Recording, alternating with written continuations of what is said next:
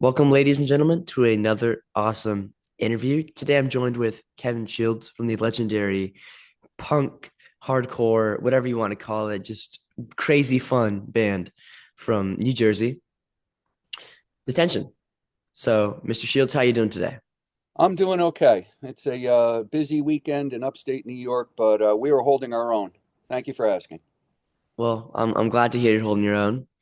And so, you're releasing Dead Rock and Rollers, this kind of EP very soon.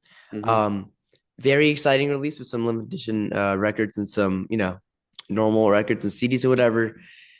How do you think that the New Jersey kind of suburban scene influenced you growing up? Um, I don't know about growing up, keeping in mind that when I formed Detention, uh, gosh, I was 22 years old, I believe. But I and my brothers had always been around music and always enjoyed music since we were little boys. And the people that we hung out with were a lot of them were also music fans. So uh, there was always music around the house of some sort. And once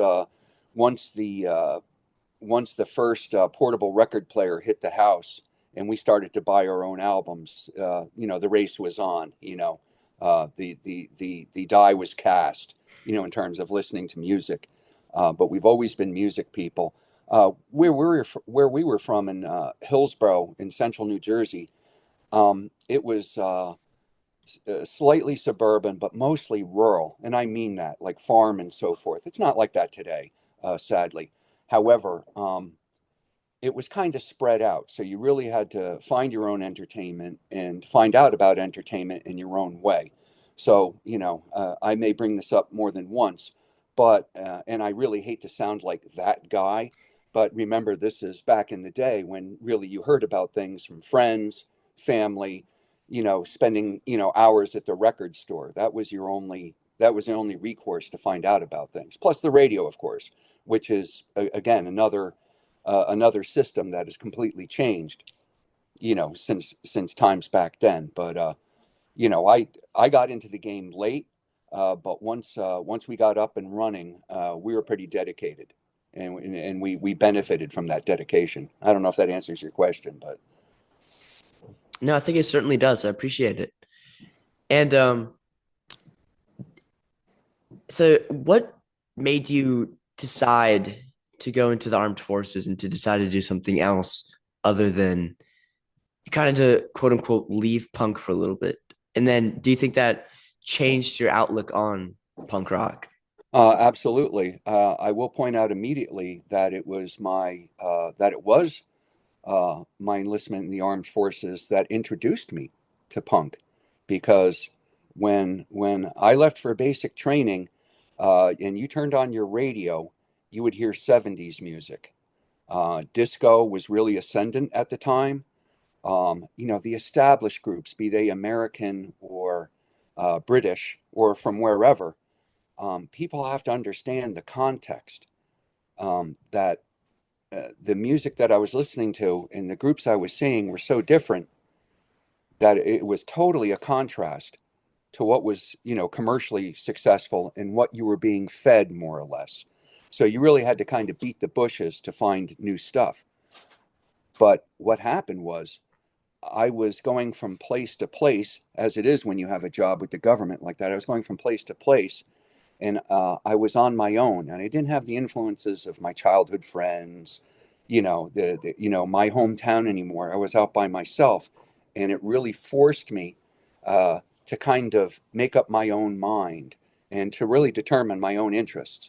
And I would read like Circus Magazine, Cream Magazine. This is lost media, but at the time, this is where you got your information.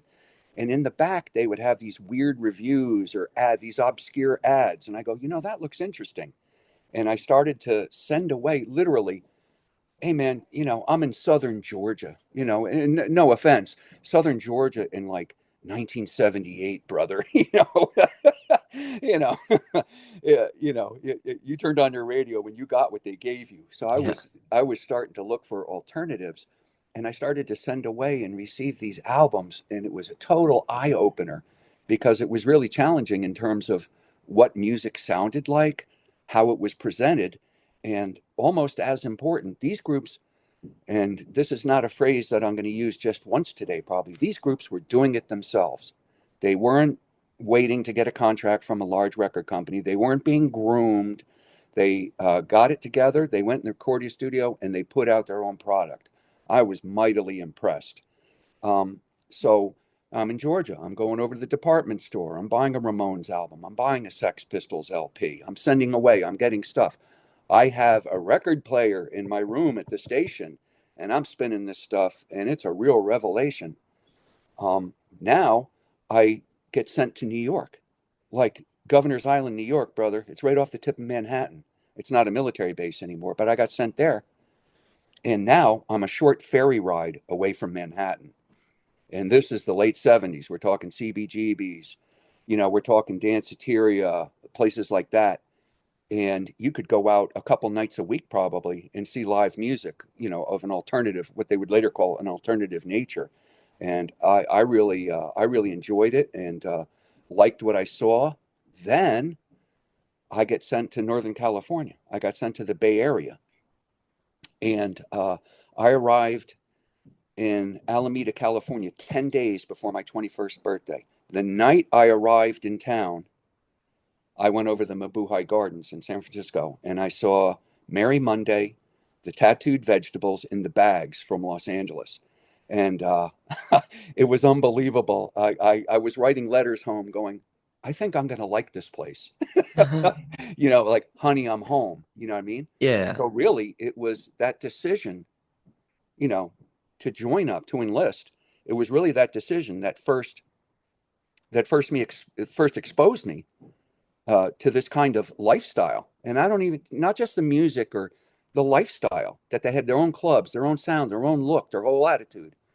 And it was only because of that that I was exposed to this. Because otherwise, there's a good chance that I'd be back in New Jersey with my bell bottoms on, listening to George Thorogood, and you and I would not be having this conversation today. True story.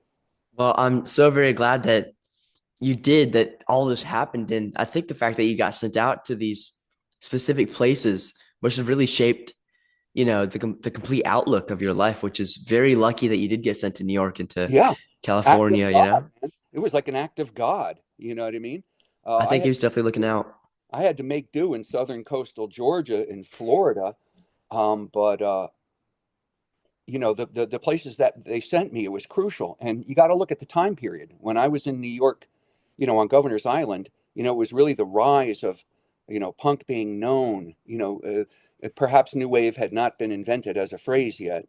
And when I got sent to the North Bay in California, it was really the rise of hardcore that, yeah, again, I reiterate, the first night I was there, I saw the Bags, but the local groups were like Dead Kennedys, the Mutants, groups like that. And Yeah. I would be out there like 3 nights a week.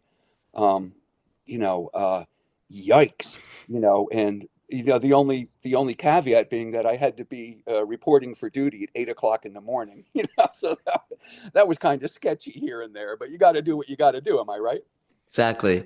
It's the same with my shows in school because I went to my first real punk show 3 weeks ago, and it was Mhm. so much fun. We got beat up. They oversold the venue that you were supposed to be 1,000 people, and I gotta say there's probably around 1,500 people there. Really? Like the hallways were filled. You couldn't get anywhere. There were so many people in the Who pit. played? Can you tell me? Yeah, OCs, and then a local band called Upchuck, Hmm. and it was incredible. And I remember we didn't take any parents because none of our parents would have liked the music. And I actually interviewed the band, so we got free tickets. And so my senior drove us there from school, and then he drove us back to the school to get picked up by our parents. And after the show, we were also like screwed up in the head because you come out of it, you're just coming out the pit, and you see Yeah. like lights for the first time, and Yeah. you're so tired and out of it that it took us an hour to find our car, and we got Really? home at 2 a.m. And my mom was furious. Sounds like some typical rookie mistakes. You'll know better Yeah. now. Oh yeah, Be- and I'm already planning for the next one. I'm hoping I'll get to go see another crazy show. yeah, well, be careful where you stand and bring hearing protection. Oh, of course. Every show I bring hearing protection. Ever since I saw Swans, Um, listen to me, my son. I advise you. Careful where you stand and bring hearing protection. The yes, Swans, sir. they're supposed to be down and dirty and pretty nasty, are they not? They were incredible. Really? They were absolutely incredible. Some songs were really nasty, and then Yeah. some songs were heavenly. Hmm. Like it was and very loud, like 140 decibels. Like everything was shaking. People's water bottles were falling onto the ground and spilling. Yeah. Yeah, I've seen that. I've seen that. The earth moves. That's a good Yeah. sign. Was it, you said it was the OCs? Was it Hmm. the OC Rippers or are they called OCs? Do you recall? Yeah. So they are kind of famous for doing this thing where they'll switch up the spelling of their name. Uh-huh. So like they started out as OCS, like OC's Orange Yeah. County Sound. Oh, okay. And So they're then California band. yeah, yeah. And Okay. then they went to like the OC's and then different spellings of Okay. OC's, you know? All right. So So they're known, was it a pretty large club? oh yeah, Had to be. 1,000 people. Okay. Yeah. Well, it had to be. Okay. Yeah, Well, I mean good it for was you. crazy. Good for you. Welcome back. Yeah, I appreciate it. Yeah. What were like the craziest shows you've ever seen? That I've attended. I was a regular attendee at City Gardens in Trenton, New Jersey, and once I saw Hose there, and Hose was a faux rock band that included Rick Rubin, the producer, Yeah, yeah. and they would do like minimalist, distorted versions of like non-punk songs like Super Freak by Rick James, stuff like that. They would just run it through a meat grinder. And it was just I don't know if Flipper was also on the bill, but they had in front of the drum riser one of those big fishing coolers, one of those coolers that's like 5 feet across, and it was filled with ice and beer. And guys were just hopping up on stage and trotting across and helping themselves to a beer, then jumping off. And there were so many people on the stage that they like stopped, and the management like made everybody get off the stage, but they let one guy stay up there. And later somebody somehow lit off the fire sprinklers in a side room where there was a lot of equipment stored, and it was like show over, but it was just, you know I that it didn't devolve into something worse was just a was just A miracle. yes, but also, the management did what they could, but sometimes it got out of control. You'd see a lot of these groups that were really popular, and even though it was in a big room, and I'm aping what you just said about the show you went to. It'd be so crowded. Um, but I've seen some wild stuff. This first time the Butthole Surfers came out east, I saw them at the aforementioned City Gardens, and boy, they really stood out, and that says a lot, because of their sound. I mean, just the way they looked. They had one guy on guitar, and these guys, I don't know, they did a lot of weed and a lot of LSD, from what I can tell. But one of the guys had a haircut where he shaved his head into male pattern baldness, like just like strips around the side. But that wasn't sufficient. Then he dyed it pink. These guys pulling into a truck stop. I would have loved to have been there with a video cam to see the reaction of the local yokels. It was astounding. Some of them, their look, their presentation, their sound, it would like pure entertainment. But I've been to some that were wild and woolly, but that just teetered on the edge of, this could go sideways. But I never you know, I've never suffered as a result, but I mean, God, I saw hundreds of gigs, from the time I was a young person, and really that's where detention came out of, because I said, you know what, I've been standing here for a couple of years now, looking up at these cats. Why don't I try it? If they can do it theoretically, I can do it, and that was that. That was the genesis. Absolutely beautiful. And you actually brought up a really interesting point with the butthole surfers with the LSD and the weed. Were the cats and the This is my understanding. They actually admit to all this. yeah. Well then my question for you is like were the people like the cats in detention, and then even in like the in the Coast Guard, were these people straight edge? No, when I served, it was the mid to late '70s, and uh, there's no incrimination here because this was so long ago, that I feel that I can speak freely and openly. Drugs and alcohol were prevalent, not with everybody, but the people who did them, they all found each other, and that was the name of that tune. So that was something because it was a society of men. There was no, I mean, there were females about, but it was a society of men, with rules and regulations. So when you got off work, you know, I like a drink as much as the next guy.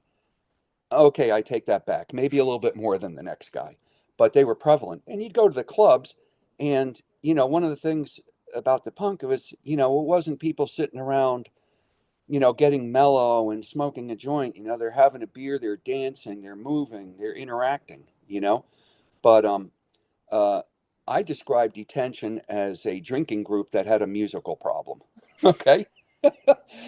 That's a good way to put it. I mean, it didn't devolve into drunk rock, but we weren't shy with the beers. Um, we were pretty serious about what we did, so we would rehearse on a weekly basis. We would rehearse like madmen, and generally speaking, we would also have shows on a weekly basis. So we were getting in the truck fairly frequently. But while there were a couple of gigs here and there, where maybe it got out of hand a little bit in that respect, we were pretty serious about our playing. We had, I didn't think of it at the time, but we had shows that just due to the nature of the crowd and the music were stopped prematurely. I'll put it that way. And I'll be brief because there's a lot more questions to answer and a lot more things to talk about. We did a battle of the bands at a local community college in New Jersey, and it was just like a showcase. I think there were 5 bands perhaps, and you could only get in the show by audition. So you had to go to the college, set up, play, a certain number of songs, and then they'd let you know.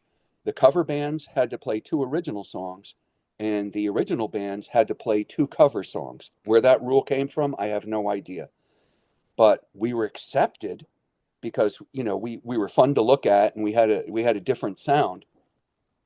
We were accepted, and we played, and all praise and thanks to God, they put us on last because all these skate rats were outside, turning the outside of the school into their own little skate park, and just these cover bands, just this tiresome '80s stuff. And then we went up there, and all the people that had been hanging around inside came inside and went up front, and we started to play, and the bodies started to move, and some of our lyrical content, as you might have noticed, is uh, it's a parental advisory, shall we say. And despite the fact that we got there on an audition, after a little while, the power was turned off. And we convinced them, let us do one more song, we're out of here. But that was not the only time something of that nature happened. We tried to keep it together pretty much, but when we were going over to New Brunswick, the first stop after loading off the truck was Belomo's Liquors, Camplain Road, Manville, New Jersey. Okay. But like I said, we tried to keep it together. A couple nights it got out of hand here and there, but it's all about having fun. Exactly. And so those are, I mean, already some insane shows. But what is like if you had to put a number one on the craziest show that Detention ever played, like everything that went haywire could have possibly gone haywire, insane night, what would you say? The show I just mentioned, I'd have to put up there. But in terms of insane, and there's a story that goes with it. We played once. We played one of the local go-go bars. So literally, the stage was behind the bar. All right, man. Tell Jim and Liz I said hey. Um, Relatives leaving. Thank you, Jay. Um, we played a local go-go bar where we knew the manager, and the bar was behind the stage was behind the bar, as it's a go-go joint, and it was very experimental. He charged $2 at the door because he said if you charge $1, people are not going to think it's worth it. And this is a place that never had a band before. He came out to our rehearsal spot, heard us, thought we had something going on. Then we had to go and set up at the bar and play because there was like a rooming house above. And believe me when I tell you, we weren't shy with the amplifiers. I mean, we tried to, we tried to be good neighbors about it, but it was loud, brother. So he, show night, uh, night of the show, $2 to get in, and it was very crowded. Um, it went well. This was one of these shady Italian guys. He said, "Hey, if I do good, you do good." You know what I mean? And at the end of night, we got $100, a bottle of Jack Daniels, and a case of beer. We were so happy that we couldn't think. We played there another time, and one of the local bar owners had purchased the place I just described. And I'd like to point out the name of the place we played was called The Binge. Okay, you can't make this stuff up. The Binge, South Street, Manville, just like it sounds. One of the local bar owners had purchased it. We understood, but we were booked to play there, so we had to go through with it. And we were up there playing, and I saw these like square looking dudes in the audience, with they didn't fit in. There was a country western place up the street, and I'm thinking to myself, well, this is curiosity seekers, from the country place up the street. They looked like they came off the set of Dragnet, Joe Friday and them guys, with like the pastel windbreakers and slacks and stuff. I didn't pay any mind. So it turns out they were ABC, you know, alcohol, Bureau of Alcohol and whatever, you know what I mean? And they believed that there were underage people on premises, and the show was over, with the cops outside and everything. And what we found out after the fact, we believed that the guy said he was going to buy the bar, took it over for the weekend or whatever, and tried to put the other guy out of business, by having this show and then calling the authorities, to break it up. We think that's what happened, and I think it went back to the original ownership. But it was pretty wild that, again, another case of show over, but it was like planned. We had to, we just happened to be there that night, but the authorities were sicked on us in a way. But you know, I was not prepared for the question. We had, some of the best shows that you ever see is in some small little sweaty place when you're pleasantly surprised. I will say that when you were up there and you were, you had the beast on the rails and you really had it together and the crowd was with you, no feeling like it. No feeling like it ever. I miss it, but I don't miss all the stuff that goes with it. Yeah, and that's super motivational to get like my band to actually start playing shows, Do it. or just people around. I'm Do it. trying. I know because You I'm don't getting even into the have to be hardcore some kind scene. of great musician. I was not a bass player, but I learned enough to get after it. And like I said, after 4 years or so, we were really firing on all eight cylinders. So don't be shy. And if you get with other people, like-minded people, when you have some kind of goal or even just to get together to play, you will become better quicker if you're playing with others. Yes, sir. Well, I actually have break this week, so I'm hoping I'll be able to meet up with some people and jam for a little bit or something. Yeah. Good luck. What instrument? I play guitar. Good. Good for you. He Again, played bass, right? yeah, if you're into the DIY spirit and you're open-minded and you can get some people together, that's what happened to me. I just had to recruit my family. That's what I had to do. They were likely candidates. So, and I already knew them. I had Makes it it a little good. easier. Yes, exactly. And I'm love the DIY scene because that's the way I get into gigs. That's the way I get like big interviews with Mhm. like some of these bands that play like Fox Theater and arenas. The way I can like sneak in is just by doing the DIY stuff. By like almost undercutting sometimes and going Yeah, around some of the yeah. So I mean they may not like it, but it works, and Hmm. I like it so much better because I get to talk to real people and I Yeah, get to meet people rather than like an answering box that just immediately tells me no. yeah, exactly. You need the exposure. For I sure. got that. I got that. Again, I was fortunate. and I was the right person at the right time in the right place. Not everybody gets that, but you can make things happen. Yes, sir, for sure. And so you talked about you went to, hundreds and hundreds of shows. I did. How is your hearing?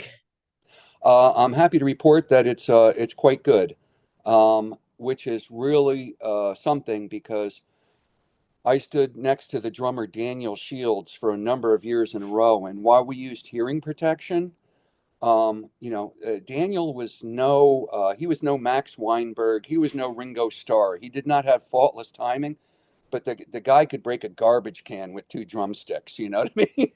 you know, and the fact that I still have, to my knowledge, excellent hearing is a gift. But I will report that I do now need readers. In other words, in order to read or do the crossword or something of that nature. So I can't. In answer to your question, I can't believe my eyes are going before my ears. It's astounding.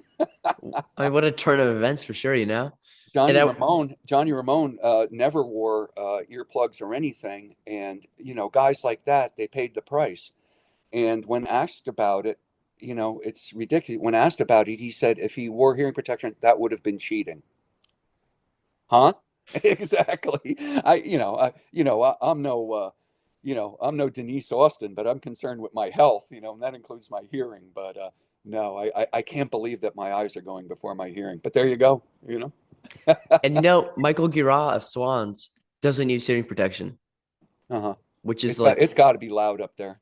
oh, it's crazy. He has, I think when I was at the show, he had maybe 10 monitors surrounding him.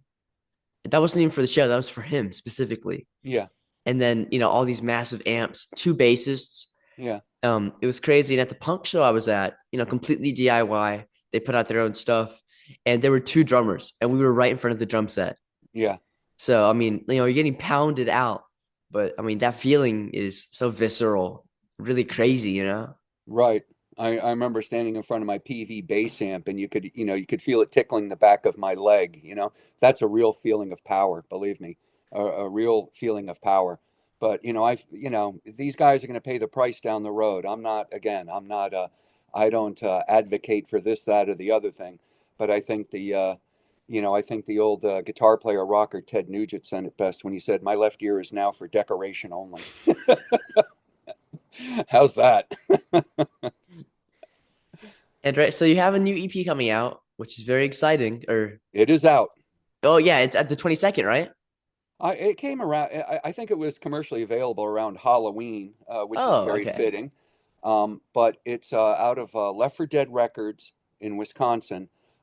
This is James Reynolds, and he specializes in projects like this, putting out some of the less well-known, but in his mind, deserving groups from back in the day. And he's really got quite a go to leftfordeadrecords.com and you can see everything that's available. That's where you can see the record. We do have the 12-inch EP as you described it. It's 9 songs on a 12-incher, 45 RPM. It's not a lot of music, but we also have the CD version available. It's just like a mini version of what you get if you buy the album. But he did a great job. The packaging is outstanding. I trusted him with it. He did an outstanding job. The front cover recreates the original single from back in 1983. It's got liner notes by the author and filmmaker Stephen Blush and other musicians. It's a great package, and he did a good job as it sounds great. The sound is there. It didn't really lose anything in the translation. Um, if you have any kind of interest in this kind of music, and specifically the new EP, get one because I saw a original copy of the Dead Rock and Rollers 7-inch from 1983. I just saw that auctioned off for $232. I say again, $232 because there was 500 copies made, and you got these yo-yos, on these internet auctions, and you're not going to find it, so they have to pay for it. Used to be we'd hear, hey man, they have that at the Princeton Record Exchange, or I saw a copy in Bleecker Bob's in New York for $40, and I'd go, wow, that's really something, because what did it cost originally, and our friends got them for free, $232. So for, you can get a clear vinyl version with shipping, I think for like $30 something. You know what I mean? Jump on it. But it looks good. He did a great job with it. It sounds good. I'm very pleased. This is like my baby, but it was his idea to put it out. He was one of my friends, Cliff Livingston from Cliff and Ivy, bird dogged him and say, "Hey, you're into this. Check out this group from New Jersey that I know." And that got the ball rolling. Now, this is my music, and of course, you're attached to it, and you want to see it, see somebody do well by it. I had to give over a lot of that control on my baby, but it was his project. And I'll tell you what, this guy is good at what he does. He sent me some stuff that he had put out in the past, the senders, things like that, from back in the 70s and the 80s, and it was pretty impressive. And I trusted him, and my trust was rewarded. But leftfordeadrecords.com, there's all kinds of stuff on there. But if you're a collector or you're interested in like early 80s punk slash hardcore, go there. Go there now. End of commercial. Again, it's not made to be some kind of massive money making thing. If you play original music, the chances of you make any kind of money are pretty slim. And that was certainly the case in the mid 1980s. So when we went to shows, we had albums, we had sweatshirts, t shirts, just to sell to have walking around money. But if you're playing original music, uh, how many people make a living doing that? Not many. No, not many at all, not many at all, even in this day and age. And you have far more venues for electronically at least, a lot more ways to get your music out there in front of people. And that's a plus. But, the industry has changed. This re-release, obviously, while it's geared towards collectors, you know, it's geared towards collectors. I mean, they're numbered copies and everything. There's only like 300 of them, if I'm not mistaken. So get after it. But the whole thing has changed. I'm understanding that vinyl is having a resurgence in popularity, and what I've seen tells me that it's in fact true. So the timing is good. But I had to trust James Reynolds, and my trust turned out to be well founded. He did a great job. I'm so happy. So did he reach out to you about putting this out, or how did that even like? Did you reach out to him, and then how did you guys brainstorm that? Because I assume that, All right. As I yeah. as I alluded to briefly, I have a friend from long ago from New Jersey named Cliff Livingston. He and his wife years ago moved to Anchorage, Alaska. I kid you not. Where that came from, I never did find out. But they've been living in Anchorage for years now. And I'll give him a little commercial. He's a guitarist, a multi-instrumentalist, and he writes. And his wife, Kara, does all the lyrics, and they are literally, check them out because you can find them online. Cliff and Ivy, Alaska's only goth duo, which is kind of a goof. I mean, you figure, yeah, but they're actually quite good at what they do. And Cliff has always been what we refer to as a detainee. That's somebody who's into detention. We call them detainees. We have, they're like Swifties. We have a cute little name for them. Except that our people aren't brain dead religious zealots like the Swifties are. But I digress. And he was a longtime Detention fan from back when they lived in New Jersey, and he would see us live. And when he moved, he had like kind of a Detention. He's a big social media guy, and he had like a Detention Facebook page going on. How he met James Reynolds, I'm not sure, but as he is a big social media guy, he'd probably been to the site and saw what James was producing, and they somehow contacted each other. And Cliff probably suggested to James, "Hey, check these guys out. I think this is going to be right up your street." And Cliff told me about it, and eventually James contacted me, and it didn't take me long to realize that James was on the up and up. This is what he did. He had experience, and he has become quite good at this, as I stated. And he kind of talked me through it and told me what we were looking at, and I agreed. Now we signed legally binding contracts and stuff just to make it official and to make sure that everybody was well represented. But I was trusting in him because he's been doing this for a while, and he sent me some stuff, some CDs, and out, a 12-inch in the mail to show me the product he put out. And I was impressed enough. I said, let's do this, because the last time that Detention put out like material was, I believe, in 2001 or 2002. We had a compilation CD out of Grand Theft Audio in California. And so my joke to people is that Detention puts out an album, or it puts out material every 20 years, like clockwork. So that was the last time we had done anything, and that was that long ago. And so this is different, though. It doesn't have all our material on it. This was programmed. The songs were selected and programmed by James. I'm pleased with the way he went. When I asked him, well, why did you pick this song, or why did you pick this group of songs? He goes, I feel it represents you. So, I might have made a suggestion here or there, but it's basically his baby. Now, he's paying for this. So while that counts for a lot, um, I also have to give him leeway that it is, in fact, his project, and I have to step back a little bit. My creative part, other than sending him information and approving art, approving text, things of that nature, that's my only, I have to step back and let him go through his process. So there's some letting go. But I'll tell you what, when I got that thing a couple of weeks ago and I got it in my hand, I was like, good job, man. You know, and you know what? The fact that someone is interested enough to do that, and that he believes there's a market for it, and I agree with him in that belief, is just astounding. That Detention has not struck a chord in anger in 40 better part of 40 years, and yet here we are. See, now with this electronic age, everything is immortal. Nothing dies. You can Exactly. go out there and snatch something out of the electronic ether anytime you want. And that's where we Mm. are now. Can you imagine? Maybe it'll happen to you someday, Jay. Hopefully. Well, When you're 60 years old and you're complaining about, your hair color and your hearing, maybe someone will go, hey, I heard your group the other day on the internet. that would be literally incredible. Well, we're kind Oh, of reaching the end of our interview here because Zoom's about to cut me off because I can't, okay.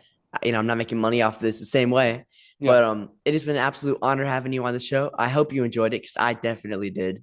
I You know? appreciate your interest. And everybody go to leftfordeadrecords.com. That's leftfordeadrecords.com. And you can get the Detention re release. It's worth getting if you like punk and hardcore and some good original music. Yes, sir. Well, you have a good day. Thank you, Jay. You have a nice day also.